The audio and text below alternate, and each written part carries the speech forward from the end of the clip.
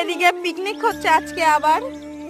এটা পিঠে হচ্ছে, এই যে পিঠে, সাজ পিঠে। আর এটা হচ্ছে মাংস, পোলট্রির মাংস না, না কলা গাছের মাংস। কচি কাচাদের পিকনিক। তারপর এই পিকনিকে কারা কারা আসবে? আর লোকজন আছে না কটাই? এই যে পিকনিকে যত সবজি, এটা কি কি মশলা?